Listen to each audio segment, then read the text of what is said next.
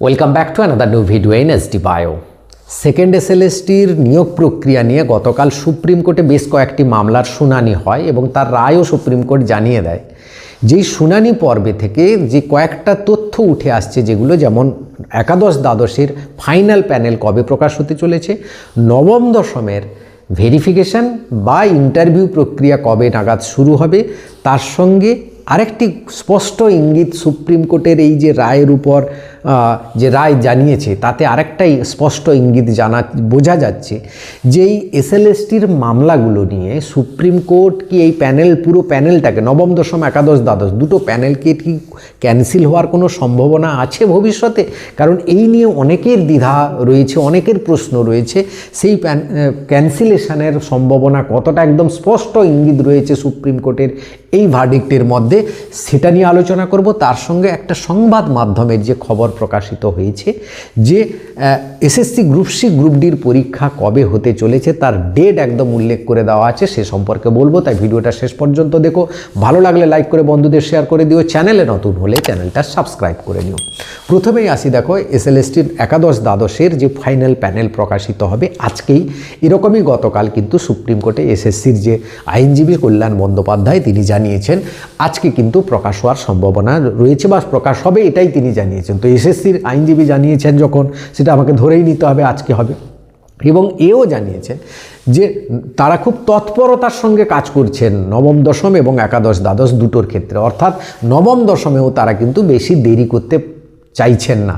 তার একটা বড় কারণ হচ্ছে বিভিন্ন মামলার চাপে তা এদিক সেদিক হতে হচ্ছে, একবার হাইকোর্ট একবার সুপ্রিম কোর্ট। তাই যত তাড়াতাড়ি নিয়োগ প্রক্রিয়াটা করে নেওয়া যায় সেটা কিন্তু এসএসসি চাইছে, এটা আমি আগেও দু একবার বলেছিলাম। তো সেই জন্য নবম দশমের ভেরিফিকেশান কিন্তু খুব একটা বেশি ডিলে হবে না। এটা নবম দশমের ভেরিফিকেশান একাদশ দ্বাদশের প্যানেলটা ফাইনাল প্যানেল প্রকাশিত হলে কাউন্সেলিং শুরু হয়ে যাবে 21 তারিখ 22 তারিখ নাগাদ, তখনই কিন্তু ভেরিফিকেশানটা স্টার্ট হবে। অর্থাৎ ফেব্রুয়ারি মাসের লাস্ট উইক বা মার্চের ফার্স্ট উইকে কিন্তু ভেরিফিকেশান, এই দুটো ফার্স্ট উইক লাস্ট উইকের মধ্যেই থাকবে কিন্তু ভেরিফিকেশানটা। এবং ইন্টারভিউটা ফেব্রুয়ারি নয়, মার্চের ফার্স্ট উইক বা ফেব্রুয়ারির লাস্ট উইক। ইন্টারভিউটা কিন্তু একটু দেরি হবে, কারণ এর ভেরিফিকেশানটা 10 to 15 ডেজ তো চলবেই। তো তারপরে অর্থাৎ ফেব্রুয়ারি মাসের থার্ড উইক, মার্চের থার্ড উইক নাগাদ কিন্তু সেকেন্ড উইকের পর ধরে নিতে পারো ইন্টারভিউ শুরু হবে। অর্থাৎ তুমি হাতে পাচ্ছ, ধরে নাও ফেব্রুয়ারি মাসের 15-20 তারিখ নাগাদ হাতে পাচ্ছ ইন্টারভিউ প্রিপারেশনের জন্য। এবার দেখো সুপ্রিম কোর্টের আরেকটা রায়, যেটা কিন্তু খুব গুরুত্বপূর্ণ ছিল। প্রথমে বলেছিল ভিডিওগ্রাফি করতে হবে, তারপরে আবার হাইকোর্ট যেটা বললো, সুপ্রিম কোর্ট বলেছে ভিডিওগ্রাফি করতে হবে। ভিডিওগ্রাফি করছো না কেন, করার জন্য করেছিল, কিন্তু সুপ্রিম কোর্ট বললো না, করার দরকার নেই, করতে হবে না। এবার বলো এজ রিল্যাক্সেশন কারা পাবে না? না যারা ওয়েটিং লিস্টে আছে, চাকরি পায়নি কিন্তু তারাও অযোগ্যের তালিকা, তারা এজ রিল্যাক্সেশন পাবে না। তারা পরীক্ষা দিয়েছে, অনেকেই লিস্টের মধ্যে রয়েছে, তারা হয়তো প্যানেলেও হয়তো অনেকের নাম চলে আসতে পারে, কিন্তু তারা চাকরিটা পাবে না। তো এই ব্যাপারগুলো কিন্তু নবম দশমের ক্ষেত্রে খুব ভালো আকার নেবে, যদি ফ্রেশাররা কিন্তু খুব ভালো অ্যাডভান্টেজ পাবে এই ব্যাপারগুলোতে। এবার ভিডিওগ্রাফি না হওয়াটা সুপ্রিম কোর্ট না করে দিল, বা এসএসসি যা চাইছে সুপ্রিম কোর্ট সেটাকেই রায় দিয়ে দিচ্ছে, হাইকোর্টকে চুপ করিয়ে দিচ্ছে, তুমি বেশি কথা বলো না, এসএসসি যা করছে ঠিক করছে। এইটা করছে কারণ একটাই কারণ হচ্ছে, আগেও বলেছি যে সুপ্রিম কোর্ট একটা রায় দিয়ে ভুল করেছে, যে যোগ্য শিক্ষকদের পরীক্ষাতে বসিয়েছে। তাই এসএসসি এবার চাইছে যাতে রাজ্যের শিক্ষা ব্যবস্থাটা ফিরে আসুক, সুপ্রিম কোর্ট এটাই চাইছে, এসএসসি তাড়াতাড়ি নিয়োগ প্রক্রিয়াটা করে নিক।